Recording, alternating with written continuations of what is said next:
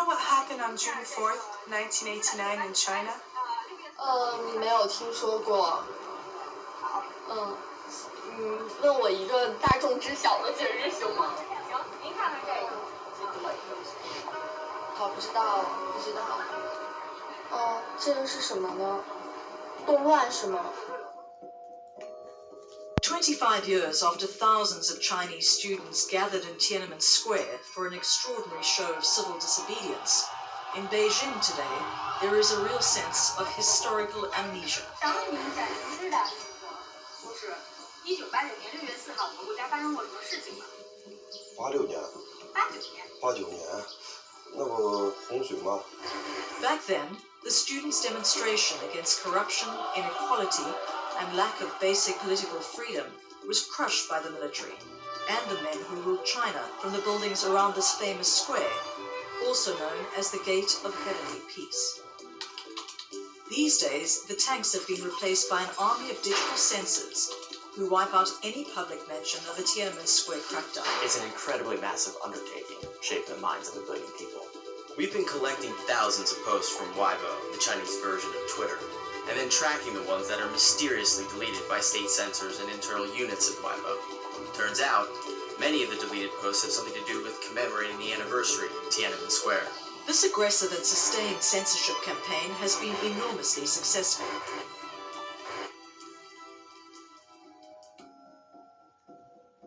知道这件事吗？您拿着看一看吧。哪个问？我没有了解过这方面的东西。对。国家上升到国家这个东西，基本上都很少去了解这个东西。有时候你了解东西也没什么用。Many Chinese we spoke to have clearly moved on.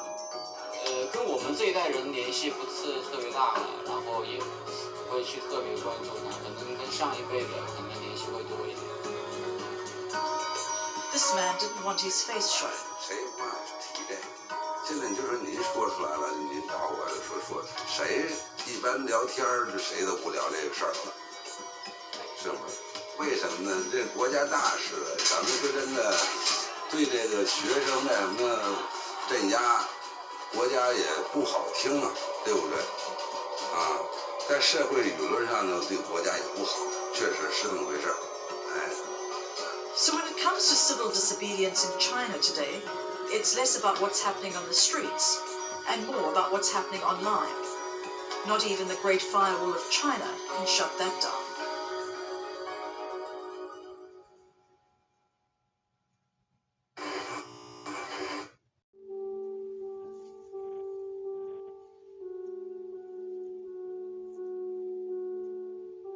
There is a lot of debate in the West about the free flow of information on the internet. But in China, there is no debate. The government maintains tight control on what people inside the country can and can't see, making the World Wide Web not so wide. China runs the world's most complicated censorship machine. Many have joked that the Chinese internet is more like an intranet. It's a complex internet filtering system that China uses to block foreign websites. Try accessing Facebook or Twitter from inside China and you get this message. Even publications like the New York Times are blocked. China also censors the internet by passing laws and rules that flat out ban certain content that the government deems illegal or inappropriate. Prominent taboos include the 3 T's: Taiwan, Tibet, and Tiananmen. For example, if you search for Tiananmen Square from your computer here in Hong Kong, articles about the incident in 1989 come up in the results. But in China, these filtered results make no mention of it. China has come up with homemade alternatives for the popular social media platforms it has blocked, but these too are tightly controlled.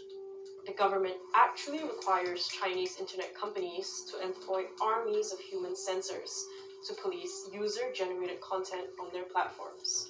We recently visited one company that has 1,200 people doing the job.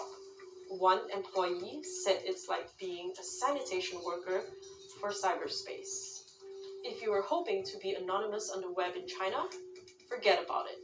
Chat apps, discussion forums, and video games all require you to enter your real name and also provide your national ID number and phone number for registration. China also requires internet companies to store user data on local servers and to allow authorities to inspect them when they deem necessary.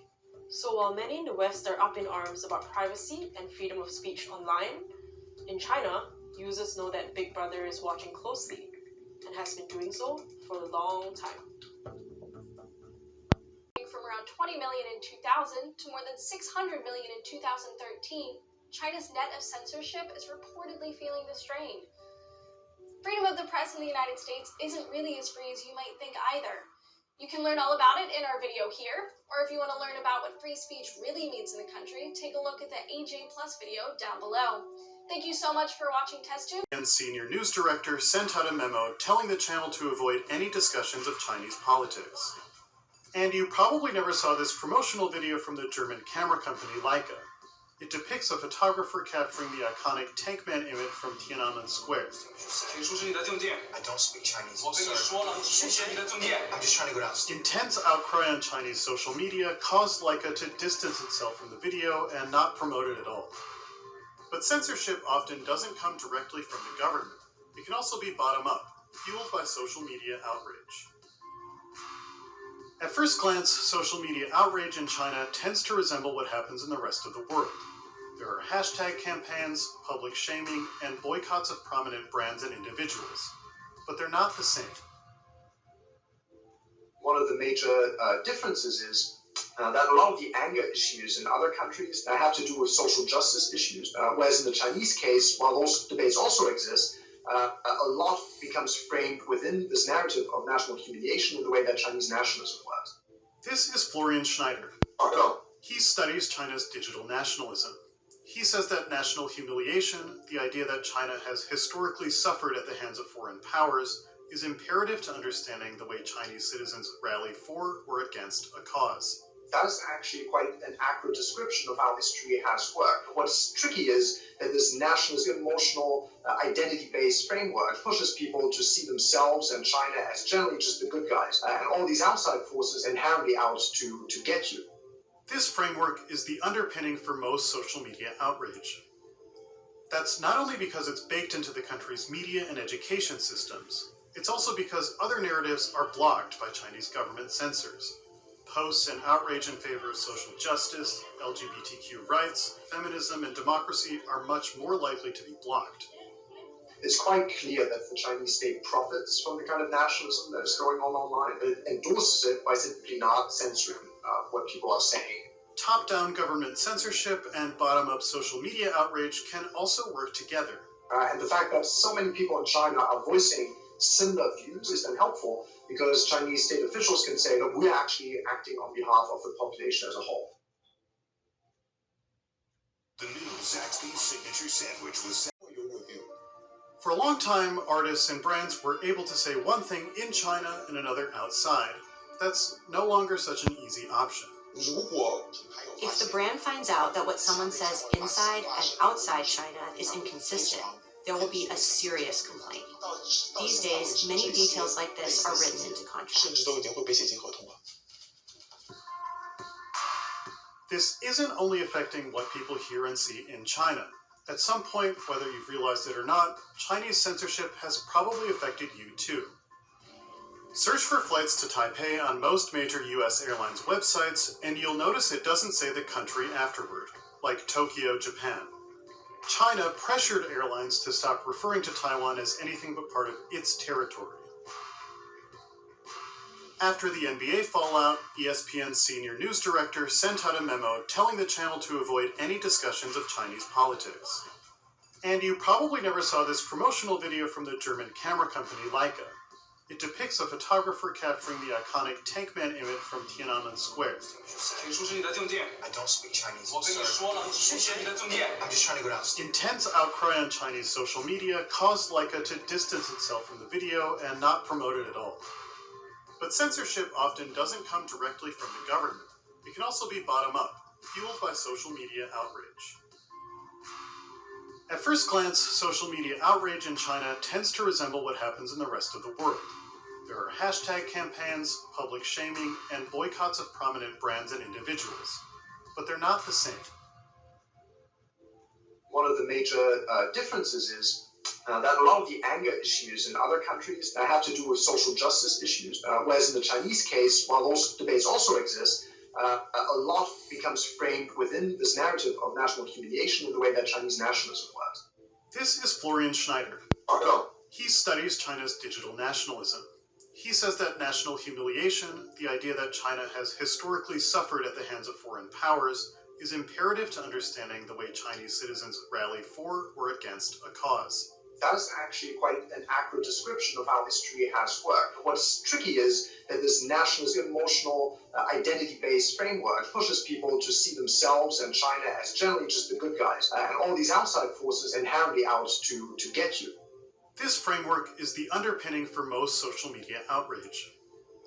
That's not only because it's baked into the country's media and education systems, it's also because other narratives are blocked by Chinese government censors.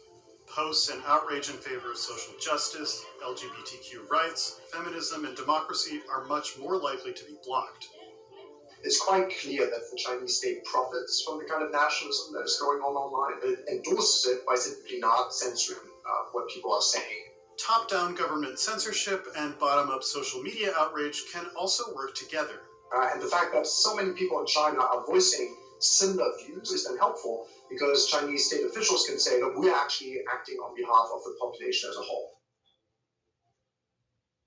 The new Zaxby's signature sandwich was Social media, aided by the government, decides whether someone has hurt the feelings of the Chinese people. When that happens, the offender has to quickly apologize or risk being attacked and losing Chinese customers, investors, and partners. This is Zhou Ziyu, a K-pop star from Taiwan. In 2015, on a Korean TV show, she held up Taiwan's national flag and spoke Taiwanese. Chinese social media quickly branded her a separatist, and she issued this apology. 中国只有一个，我始终为自己是一个中国人而感到骄傲。对不起。 Several international brands have also apologized for in some way running afoul of China's definition of national sovereignty. Ready? Our company's Join Life collection website incorrectly referred to Taiwan as a country. We have always supported the One China policy and resolutely respect the sovereignty and territorial integrity of China. Chinese territorial sovereignty. Versace affirms that we love China. We recognize the severity of the situation and sincerely apologize. Our sincerest apologies for this.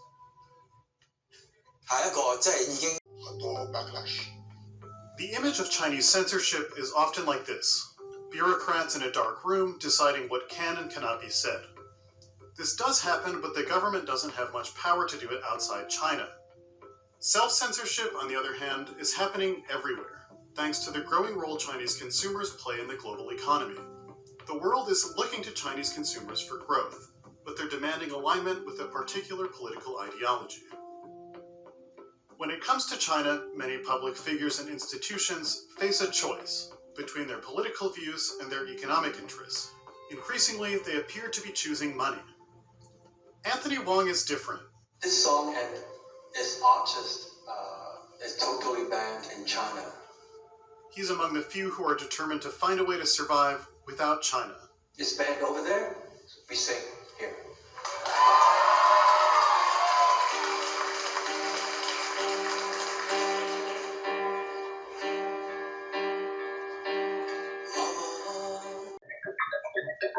Censorship is the suppression of free speech, public communication or other information which may be considered objectionable, harmful, sensitive, politically incorrect or inconvenient as determined by governments, media outlets, authorities or other groups or institutions.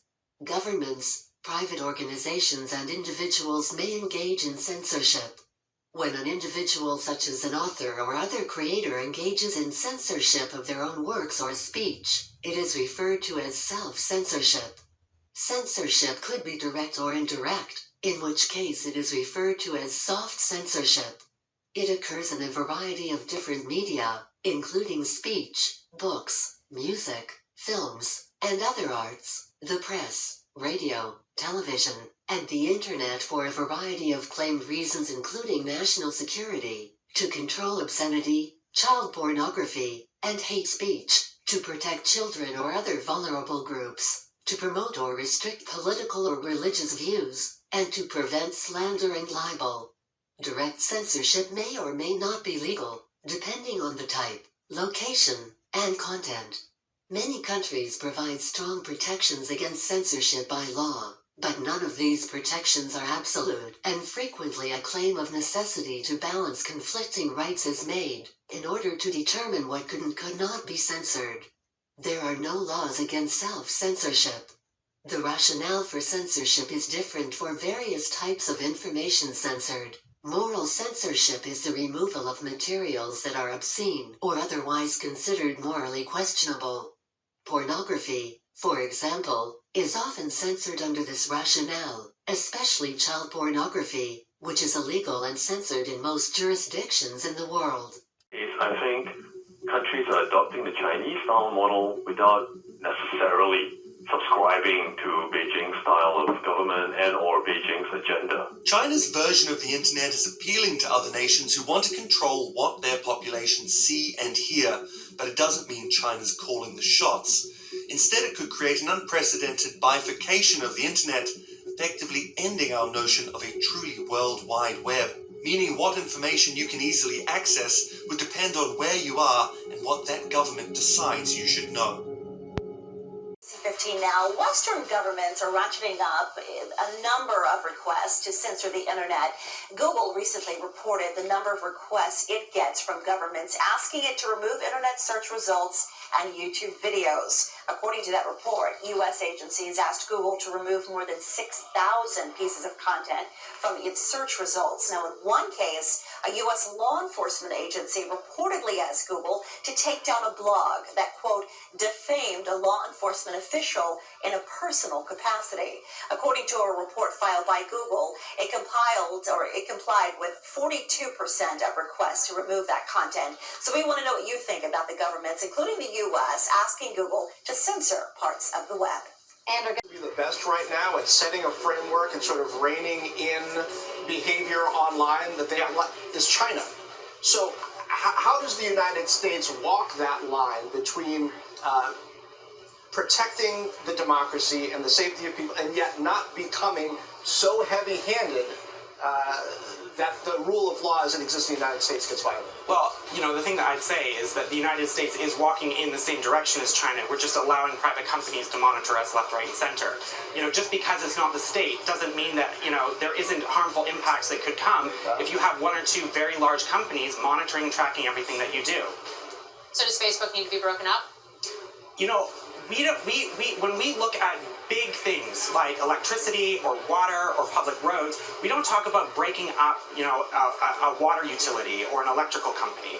We regulate it and put consumer safety first. And so, whether or not we should break up Facebook, I'm sort of, either way on that. But what I do think is that we do need regulations in the same way that certain industries that have become so important because of their vital importance to business and people's lives and the nature of their scale, we put in place rules that put consumers first. You can still make a profit, you can still make money, but you have to consider the rights and safety of people. There's that debate's going on right now with vaping, for example, but your point's broadly well taken, and you're banned from Facebook. I'm banned.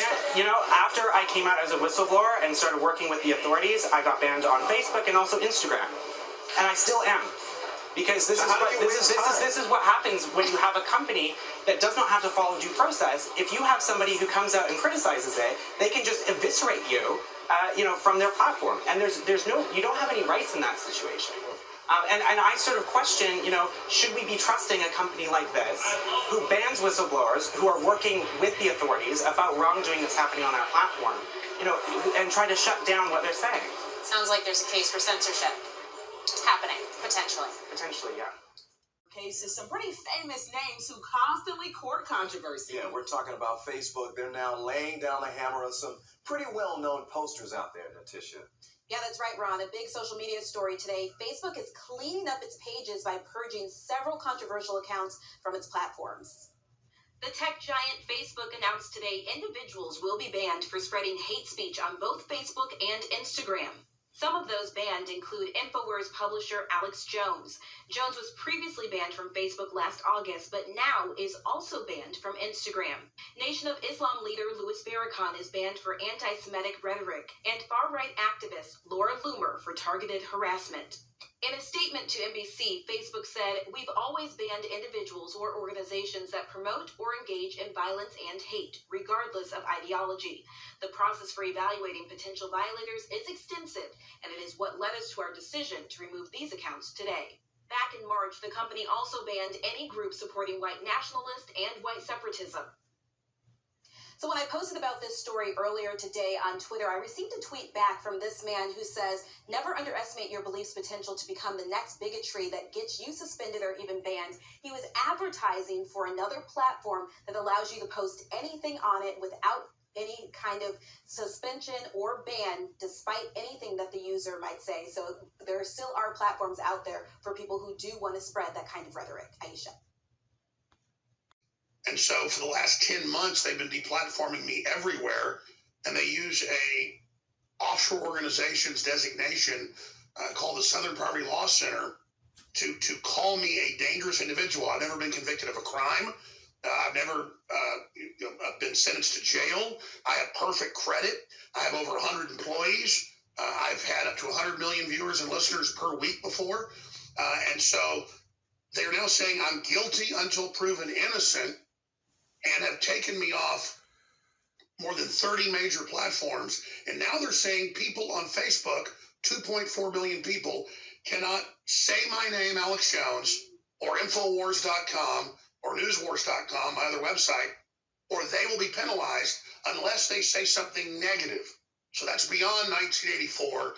That is a police state the likes of which the planet has never seen. And Facebook is doing this in concert with the European Union and other authoritarian states to crush speech. So I've just been chosen to be the first domino to fall as the West basically collapses and gets rid of free speech. Okay, and that's is not a legal term of art. In everyday speech, we tend to use the term hate speech to refer to speech that conveys hateful or discriminatory or stereotyped ideas on the basis of factors such as race, religion, gender, sexual orientation, and so forth. On some college campuses, the word Trump, after Donald Trump was elected president, was attacked as hate speech. Some people have attacked Black Lives Matter as hate speech. Some have attacked Blue Lives Matter as hate speech. Some have attacked All Lives Matter as hate speech. Most chillingly to me, on a number of college campuses, including some that I have visited, the phrase free speech has been attacked as hate speech. So basically what it comes down to is any speech conveying any idea that the person using the term hate speech hates and strongly disagrees with. It may not surprise you that this kind of censorship takes place in authoritarian regimes, but similar kinds of censorship can also occur in Western democracies. For many, it began with China. That was the most public example. That was the place where the companies had been named and shamed and otherwise publicly taken to task. But very quickly, folks realized that it wasn't just China, that it was countries around the world. And in fact, as we've seen in the Open Net Initiative research, it's dozens of countries where state-sponsored internet censorship is happening.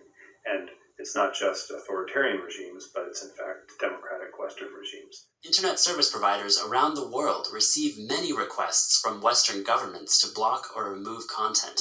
In 2010, Google started releasing data about the requests they receive and how often they comply. One of the great challenges that we all face in this space is a total lack of transparency as to what governments are requesting of companies, how companies are responding. And much to its credit, Google has released information about the government requests it receives for takedowns and made that public on a country-by-country basis not quite in real time, but in fairly real time. And that's a really remarkable step in giving us all a window into the challenges that particular companies are faced to address with the requests they get from governments.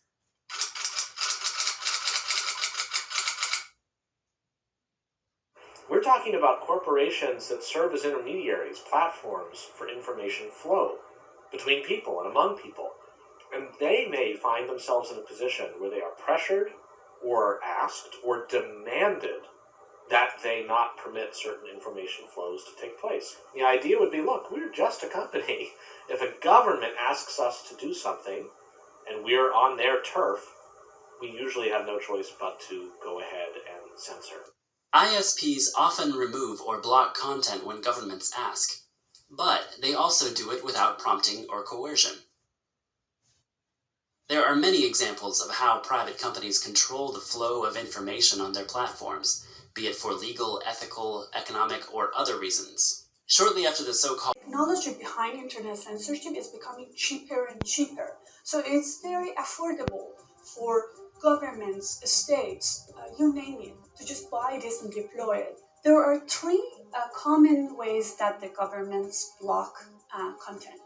One is by blocking the IP address. There's also DNS poisoning, where the DNS query is going to be poisoned or redirected to where the content is not there.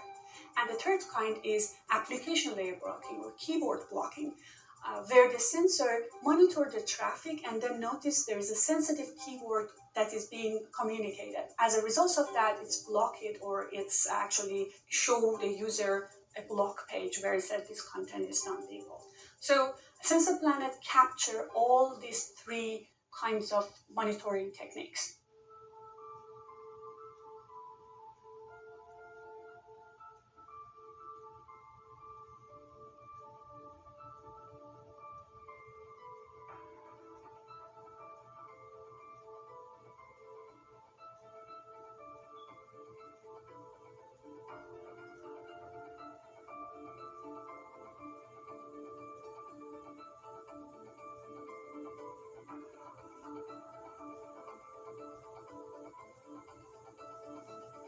I grew up with internet being censored, either by university, by government, or more importantly, even servers who provide the information.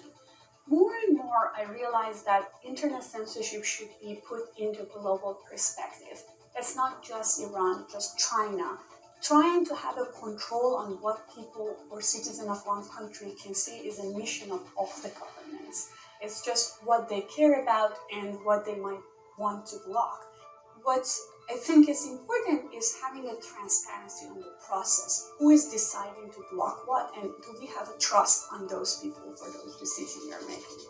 President Trump recently signed an executive order intended to tamp down on what he views as censorship by social media platforms such as Twitter. The choices that Twitter makes when it chooses to suppress, edit, blacklist, shadow, ban, are editorial decisions, pure and simple. They're editorial decisions. In those moments, Twitter ceases to be a neutral public platform. His move comes on the heels of Twitter's recent decision to fact-check Trump's tweets and label another as glorifying violence. Marianne Franks of the Cyber Civil Rights Initiative says Trump's executive order threatens the very democratic ideals it claims to protect. There is a real conversation to be had about the role of social media platforms and the role that they play in public discourse, but this was the worst possible way to have that conversation because it's such a naked exercise on the part of the president to try to do exactly what the First Amendment prohibits, which is government interference with the freedom of speech. The executive order targets Section 230 of the Communications Decency Act, which shields online platforms from liability for user-generated content, but also allows them to remove content that is offensive, violent, or objectionable. Social media companies that engage in censoring or any political conduct will not be able to keep their liability shield.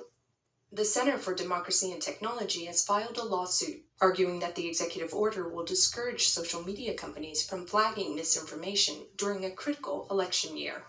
Suddenly, when they're looking at tweets from far-right blogs or from far-left blogs, and they're trying to decide, should we fact-check this? Should we add information that says, user, you may want to get a little bit more information about this?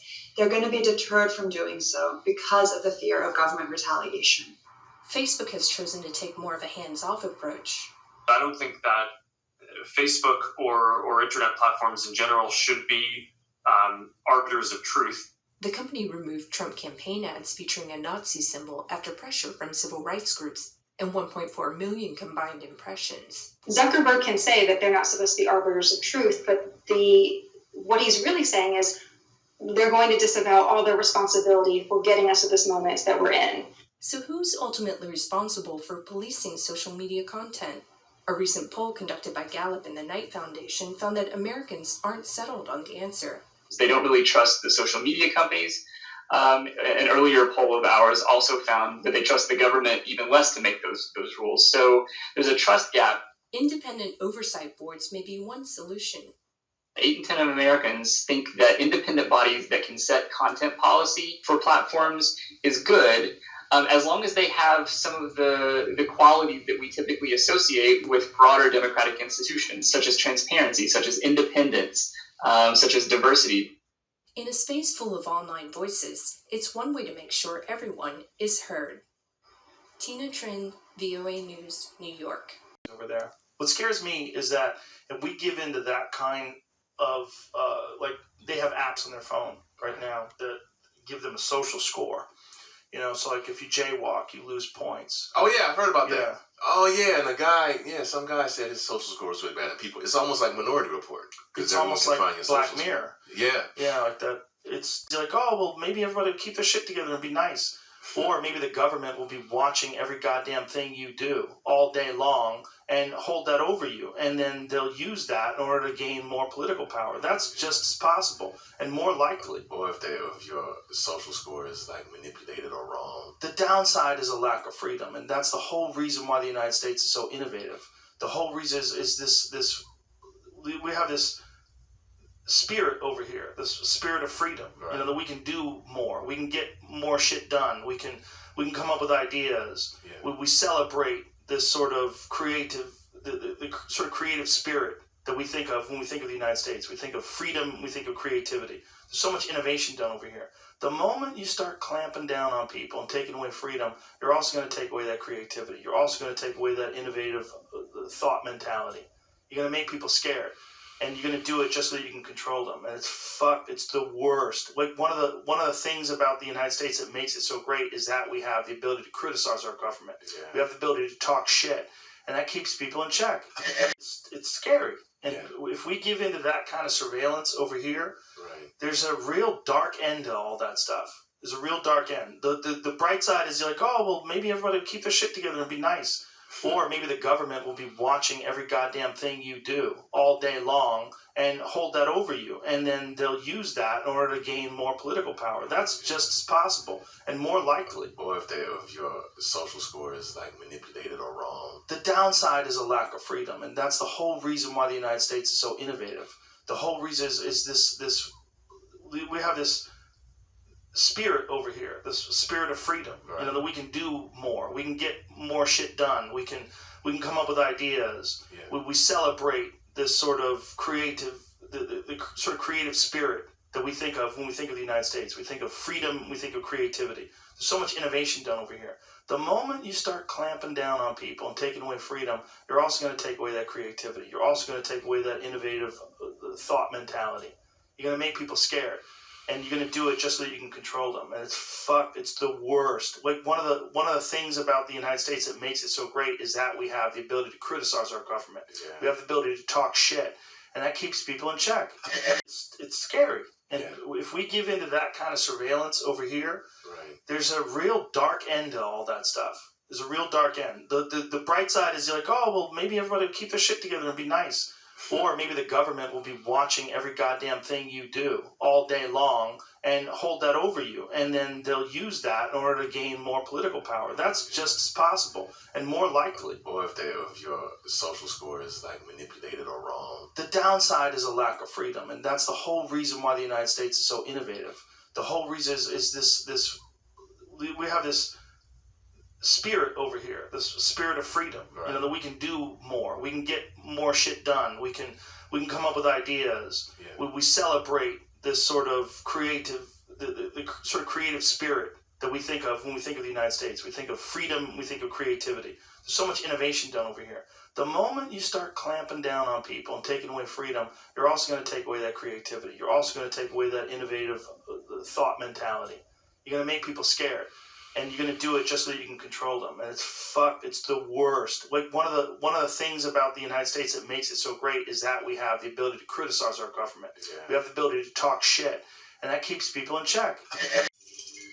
Imagine a world where everything you do, from meeting your friends to using a public toilet, is recorded. Based on your actions ranging from what you buy to where you go, you are given a score similar to the way you rate an Uber drive. If the government believes what you do is socially beneficial, the score will increase, and if not, the score will decrease. If you critique the government, buy alcohol or play games, your score decreases, and when your score is low, you won't be allowed to travel, your children would be barred from applying to high school, you would be fired from your job, and the best part, you would be publicly shamed. This dystopian future is a reality of today's China. According to People's Daily, China's facial recognition system has become so advanced that it can scan the faces of 1.4 billion Chinese citizens in just a second. After the arrival of the internet in China in 1994, it became a very critical channel of communication for Chinese citizens. In a place where speech and access to information were heavily restricted, the internet became a medium where people could find uncensored news, speak their minds, and even organise protests. However, as time passed, the authorities found a way to block the free flow of information and use the internet for their benefit. Within a decade, they built an extensive infrastructure of surveillance combined with cutting-edge technologies. With the help of it, they tracked those who spoke against the government, and they were subsequently arrested or intimidated. Things worsened under Xi's era, when a ruling was made by Supreme People's Court in September 2013. According to it, a person could face a prison for 3 years for posting comments that spread rumours and are deemed to be defamatory by the authorities. Soon, the state media revealed that the government had hired more than 2 million individuals as microblog monitors to report on online postings to official censors. In 2016, a cybersecurity law was passed which further facilitated state control on the internet. Companies like Alibaba, Tencent, Baidu were required to censor prohibited content to reduce the anonymity of people on the internet. They were instructed to ask people their real name with proof during registration. During the same period, the Chinese government was also working on Project Skynet. Skynet is a mass surveillance system that was created in 2005. However, the government revealed its existence in 2013, when it had already installed a network of 20 million cameras across the country. By 2019, this number increased from 20 million to 200 million. Authorities claim that this network allows them to track criminals within minutes and keep the public safe. But the question is, who will save the public from the government? In the name of fighting terrorism, members of predominantly Muslim ethnic groups located in the northwestern part of China are forced to give their biometric data, like photos, fingerprints, DNA, blood, and voice samples. Police then flag certain behaviours like growing a beard, leaving their house via a back door, or visiting the mosque, and those who do such things are red flagged by the system and interrogated by police, wrongly accused, and put in prison camps. In some cases, authorities have installed surveillance cameras inside the homes of minority communities. The algorithms used in the surveillance network have become so good that they can detect the number of people in the frame, their gender, ethnicity, and age in real time. Moreover, they can identify the person by their style of walking when under 50 meters of distance from the camera. The United States and other countries also use some of the same techniques, but their use is limited to track terrorists or drug lords. But Chinese authorities want to use them to track everybody. Thanks to the high demand for surveillance cameras by the Chinese government, it has become a booming industry. Chinese government wants a better and efficient surveillance system, and companies want to secure big government contracts. So, to get the contracts, companies are constantly improving their tech, ultimately benefiting the government efforts of making mass surveillance more efficient. But this is not limited to the camera on the streets. Your face is scanned in restaurants to give you meal recommendations, you can pay while shopping through face scan, and if you want to use toilet paper in public toilets, you guessed it, your face will be scanned first, and then the toilet paper will be dispensed through a machine. Surprisingly, according to the Times, the personal data of millions of people on the government servers was unprotected by even basic security measures, and they also found that private contractors and middlemen had wide access to personal data collected by the Chinese government. Coming back to cyber surveillance. Whatever you do online is being recorded. From your financial transactions to messages, everything is intercepted by Chinese authorities. Let's take the example of WeChat. WeChat started as a messaging app, Then it transformed into Chinese Facebook, and then it added a ride-hailing service similar to Uber to its platform, and then it added banking services to its platform, and now you can use it as an ID. If you're living in China, you can file for divorce through this app. This will make your life very convenient, but at the same time, it also becomes very convenient for state security to track you. To combat message interceptions, they talk through emojis. A half-fallen rose means someone has been arrested. A dark moon means they are going to prison camps. A sun emoji means they are alive, and a flower means they have been released. Now combine cyber surveillance with Skynet, you get unimaginable power and control over 16% of the world's population. China calls it the social credit system. Whatever you do from the moment you wake up to the moment you go to bed is recorded. Based on your actions, your social credit score increases or decreases. If you praise the government publicly, donate blood, help the poor, engage in charity work, etc., your score increases. If your score is high, you'll get tax breaks, free gym, preference at hospitals, and if you do something which is considered to be wrongful by the government, the opposite happens. Due to the social credit system, people fail to look at the bigger picture as they are constantly busy improving their scores to avail the benefits which come with it. The ratings for every Chinese citizen are publicly available, and anyone can see them, completely eradicating their privacy and ruining their social life. If you raise your voice against the government, your score would decrease, and other people wouldn't know why your score is low. They might think it's low because you did something wrong, so they'd want to stay away from you. Soon, due to the fear of lower ratings and what others would think about them, similar to what happens on social media, citizens will refrain from any kind of independent expression, both on social media and real life, as this might lead to lower ratings, leading to a denial of basic human rights for them. The complete eradication of privacy helps the authorities to quash movements and protests against the government before they even start. According to many, China's mass surveillance is a grave new threat to freedom of expression and a violation of fundamental human rights.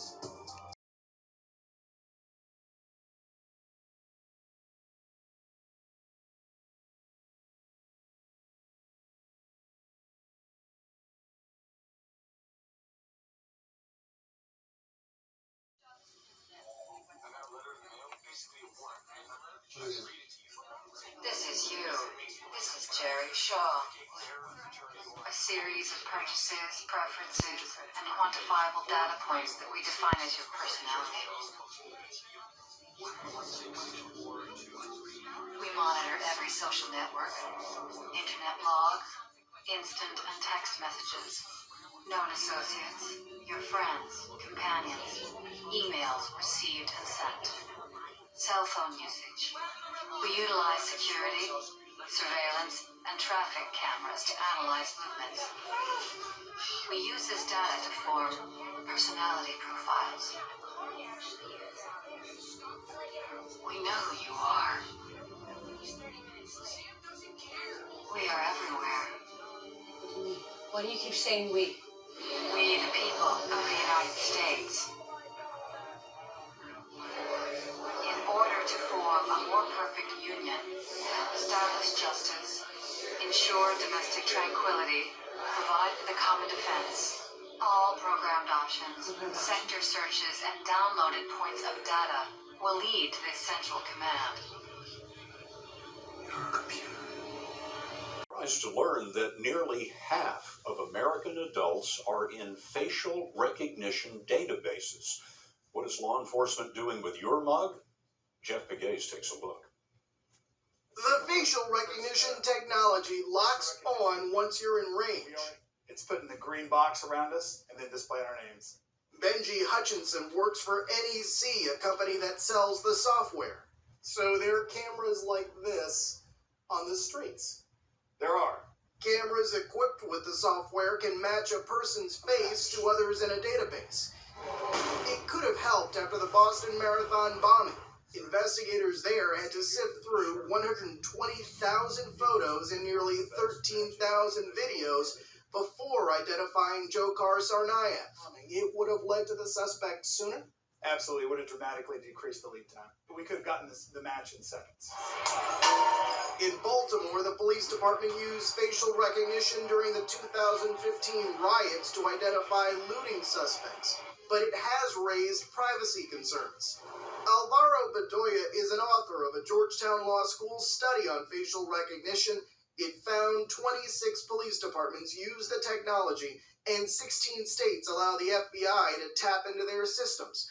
Photos are culled from social media images, driver's licenses, and government IDs. The report argues the biometric network primarily includes law-abiding Americans. Maryland enrolled 4 million drivers in its system, and ask a Marylander, do they know they're in a lineup that scans thousands of times a year without warrants? And I'm pretty sure they'll be surprised about that. Maryland officials say they limit access to the technology, and Scott, the FBI says the technology is crucial to catching terrorists and criminals. Looks like Jeff Begay's. Jeff, thanks very much.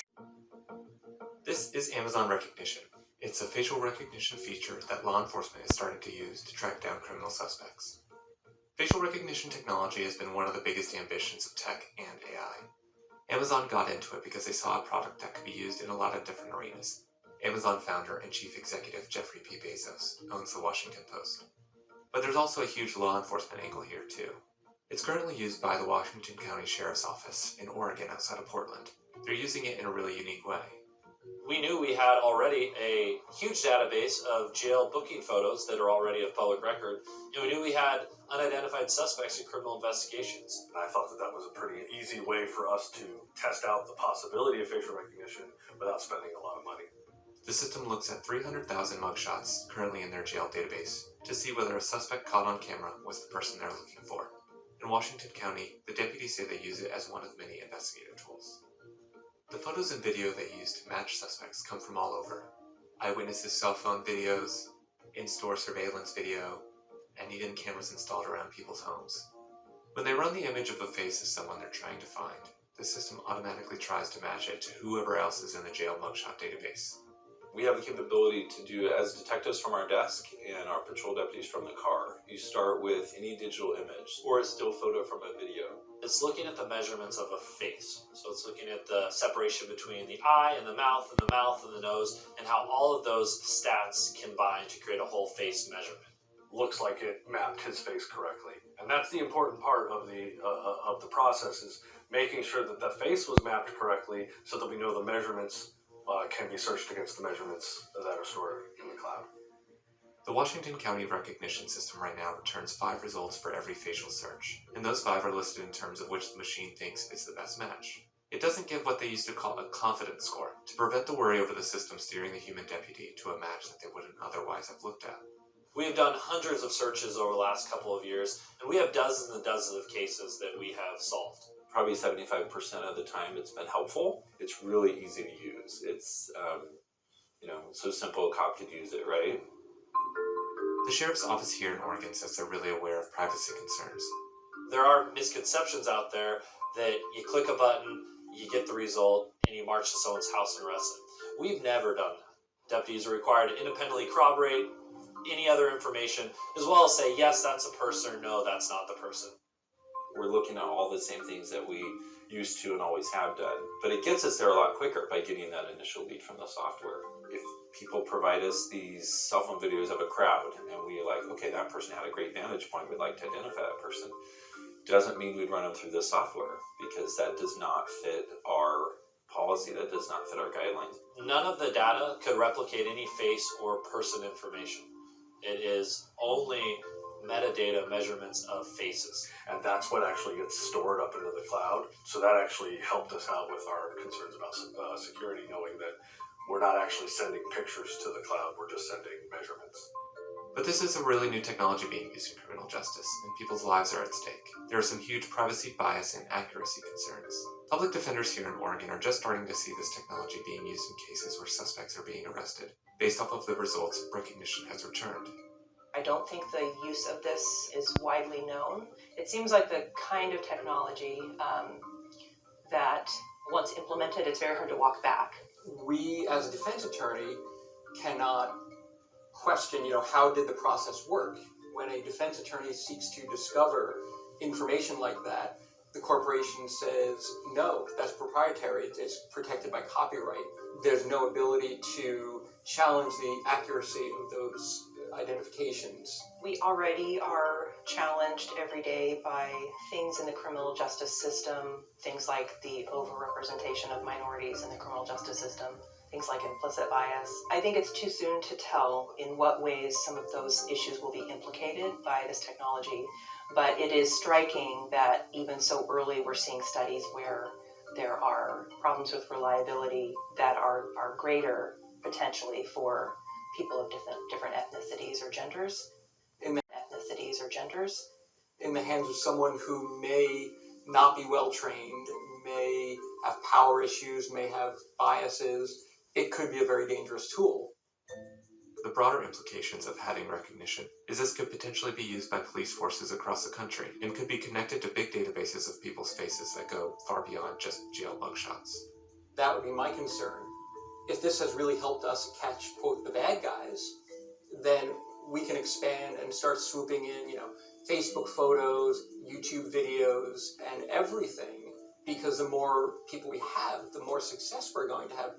We are fully supportive of limiting the use of this technology and having legislature in place for that to happen. We want to be part of that conversation. We want to be a model for the rest of the country to say, hey, this is the appropriate use of the technology. There are also questions of the relationship between Amazon and the local police force. These agencies are nonprofits, and their mission is to help public safety. But Amazon is a multi-billion-dollar company and the seller of the product.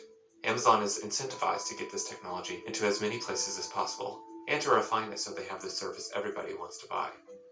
In the end, privacy advocates are worried that this alliance and facial recognition technology in general will put normal people at a disadvantage.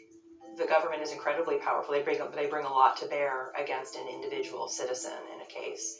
You couple that with Amazon, that's a powerful partnership. Of today's technologies, the convenience and ease of use that facial recognition offers comes at the potential price of eroding our personal privacies and collective civil liberties. Just last week, London's Metropolitan Police Department announced that it will formalize its use of the Clearview crime monitoring system, which has been to this point operating under a trial basis. The system is capable of tracking potential suspects in real time as they move throughout the city, offering the Met surveillance powers not often seen outside of China. So how did we sleepwalk into such a surveillance state? Since the start of the 21st century, facial recognition technology has been improving by leaps and bounds, its fidelity and identification accuracy growing at an alarming rate. We now have neural networks capable of quickly spotting a subject's identifying characteristics, even when relying on low-quality security camera images. Combined with the explosive increase of available image training data and computing capability, these factors have put facial recognition technology into the palms of our hands. Traditional facial recognition algorithms measure the relative size and position of facial features and compare those figures against an existing database of potential matches. More recent iterations of the technology leverage 3D models of the subject's face and even analyze the person's skin texture to return more accurate measurements.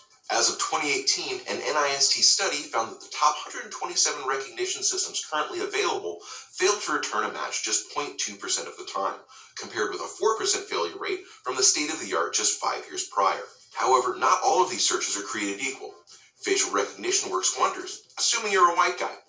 Women and people of color, not nearly so much. A 2019 NIST study found that the recognition algorithm employed by French computing firm Idemia, the same algo used by the DHS to screen American cruise ship passengers, falsely identified white male subjects at a rate of 1 in 10,000.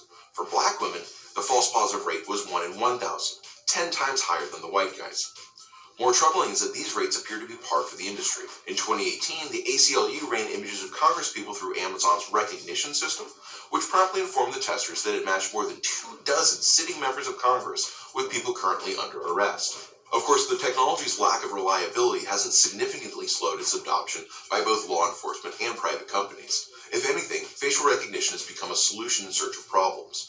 The U.S. Customs and Border Protection recently rolled out its Biometric exit program, which verifies travelers' identities by matching their faces against an existing database of passport and visa photos. The system is already in use in 17 American airports, with plans to expand the program to cover 97% of outbound American commercial air travel by 2023. Similarly, the firm Real Networks, in response to the Parkland shooting, recently sought to install facial recognition technologies in schools, though that idea has since been beset by legal and technical setbacks. However, New York's Lockport public school system has spent $1.4 million to install surveillance cameras and facial recognition systems in its schools. The Los Angeles, Riverside, and San Bernardino counties in Southern California all share access to a database of nearly 12 million mugshots, enabling more than 50 county agencies to run searches for individuals based on crime scene footage. Even more worrying are the recent purchases by Chicago and Detroit of real-time facial recognition systems, the same sort employed by the UK and Chinese governments. Of course, not everyone is excited for a Big Brother future. Privacy and civil liberty advocates have long sought to blunt the impact of this technology, at least until its security and accuracy issues have been addressed. Now, a number of progressive cities and states throughout the country are beginning to step in as well. Last May, San Francisco became the first city in America to impose a moratorium on the use of facial recognition technology.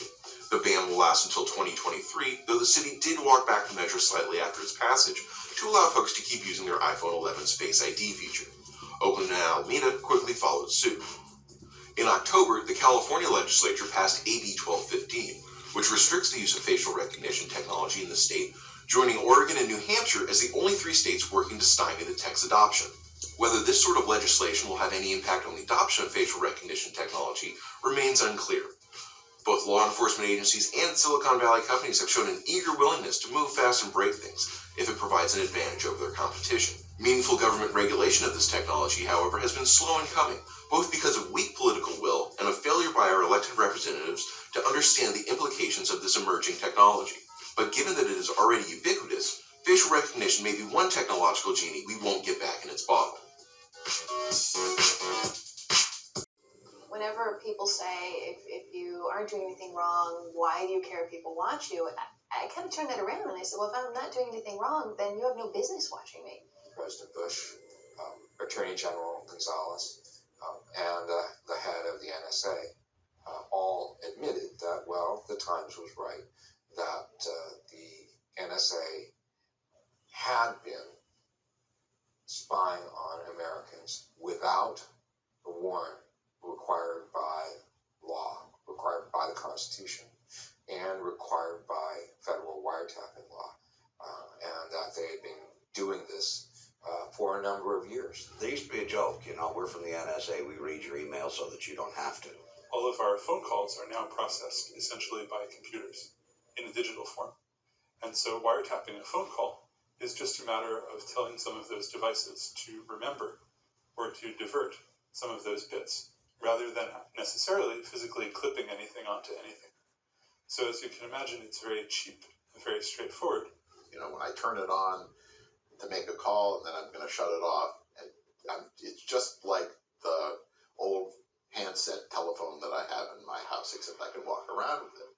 Well, it isn't, because first of all, when you have it on, it's constantly telling the telephone company where you are, notifies the nearby cell phone towers, whether you're talking on it or not, of what your location is, because that's how the phone company knows where to route your incoming calls.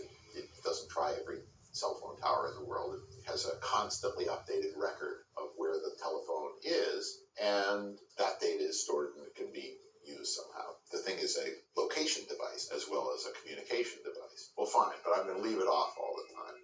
Well, it's really not a telephone. It's really a computer connected to a radio transmitter and receiver and a microphone and loudspeaker. And the computer can make the radio transmitter and receiver and microphone and loudspeaker act kind of the way a telephone does, but it can make it do all kinds of other things as well. These devices can actually be used by appropriately authorized government officials to turn the cell phone into a kind of roving bug, so that when you press the power button and you think you're turning the telephone off, you're actually turning the microphone on and the radio transmitter on, so that the conversation, whatever noise is ambient around where the telephone is being sent back to FBI headquarters or wherever. A knife is a piece of technology. Now, a knife used in a bar fight to carve somebody up is a terrible thing. That same knife to perform an emergency appendectomy and save someone's life is a very good thing, and without it, you couldn't have saved that person's life. The knife itself is neither good nor evil, it's just a knife. This is how technology works. The elite are monopoly men. They seek to create monopolies and dominate populations through the barrel of a gun. In their writings, the leadership of the New World Order has continuously heaped praise on the corrupt communist Chinese model.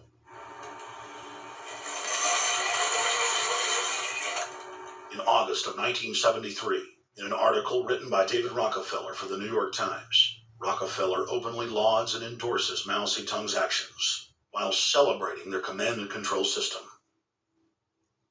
Whatever the price of the Chinese Revolution, it has obviously succeeded not only in producing more efficient and dedicated administration, but also in fostering high morale and community of purpose. The social experiment in China under Chairman Mao's leadership is one of the most important and successful in history. David Rockefeller, New York Times, August 10, 1973.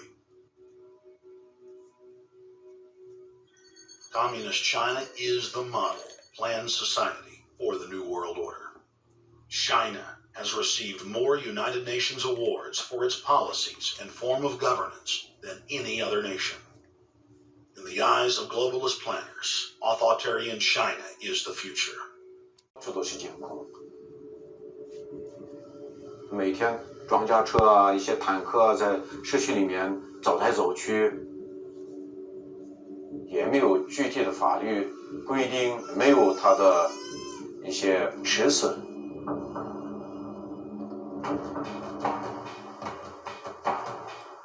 Reporting in Xinjiang, in China's far northwest, feels like traveling in a war zone. So we're here in Urumqi, which is the capital of Xinjiang, in a market downtown. The security here is incredibly tight. There are armored cars on the streets, police stations on every corner, and tons of surveillance cameras. In the past year, police have stepped up security. The region is now under what's probably the most intense government surveillance in the world. Here, China is experimenting with futuristic spying technologies. For years, China has tried to suppress a separatist movement made up of Uyghurs, a local ethnic group. Authorities say the separatists are Islamic terrorists.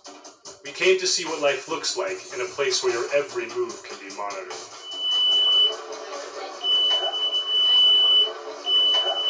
To be in Xinjiang means being checked every day, multiple times a day. When you go to a market, when you drive a car, when you take a train, even your smartphone is checked. As reporters, we were stopped dozens of times by police in just a few days. Our interviews were interrupted. We were detained and chased out of town.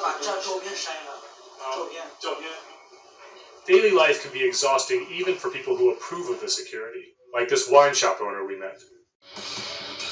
The mass murder and enslavement is still going on today and enjoys the full support and sanction of the New World Order. 摄像机拍下的这个画面，和西方某些国家的宣传恰恰相反，正好说明了我们的军队。 Communist China serves as a globalist laboratory, a proving ground where 1.4 billion people live out their lives as guinea pigs and serve as test subjects for the formulation of the brave new world.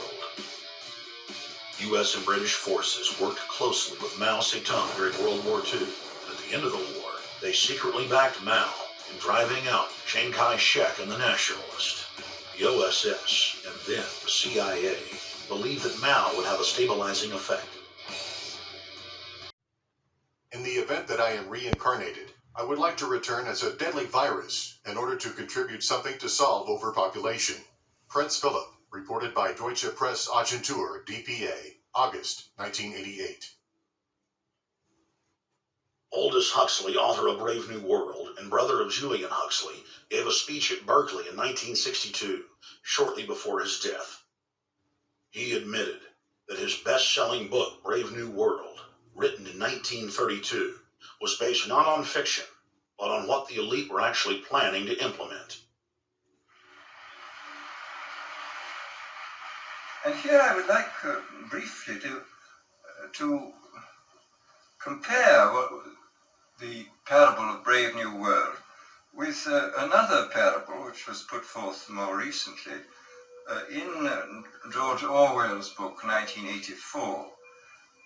I'm inclined to think that the scientific dictatorships of the future, and I think there are going to be scientific dictatorships in many parts of the world, will be probably a good deal nearer to the Brave New World pattern than to the 1984 pattern. They will be a good deal nearer, not because of any humanitarian qualms in the scientific dictators, but simply because the Brave New World pattern is probably a good deal more efficient than the other.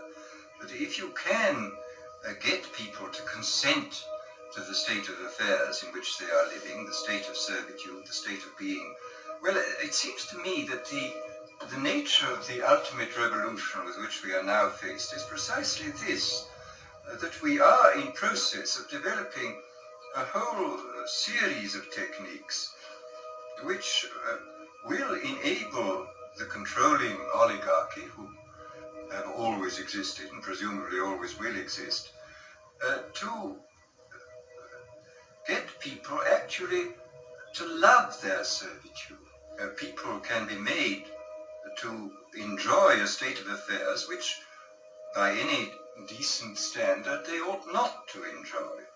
And these methods, I think, are a real refinement on the older methods of terror, because they combine methods of terror with methods of acceptance. But then there are various other methods which one can think of. There is, for example, the pharmacological method. This was one of the things I talked about in Brave New World. And the result would be that, you can imagine a euphoric which would make people thoroughly happy even in the most abominable circumstances. These things are possible.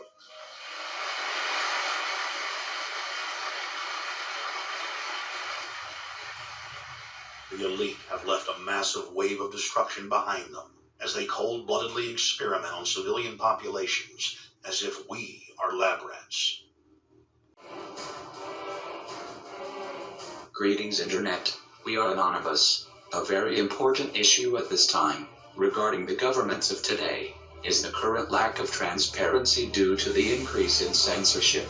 Within the past year, the United States government set a new high of over 200,000 denied freedom of information requests. This indicates the amount of secrecy present in the White House, and the mass storage of information the government does not intend for us to see. In the past 8 years, the amount of censored documents has risen dramatically from 30% in 2008 to an alarming 64% in 2015. These statistics alone are astonishing, but these are clear signs that the United States government is continually seeking to hide more and more information from the public eye, to keep us uninformed and unaware of what is happening in the world. These intentions are only going to produce more ignorance within this country, which will only worsen this already crumbling nation. The government is attempting to keep the American public as their sheep so they will condone anything they do or say. These events of the government attempting to slowly rid all the information they don't want the public to view will make the citizenry continue to stay uninformed and unintelligent, resulting in a society built upon ignorance. There will be no hope. That's why it is necessary to step up and take action. Let this message serve as a reminder of the ongoing war between the government and the internet. We are anonymous. Expect us.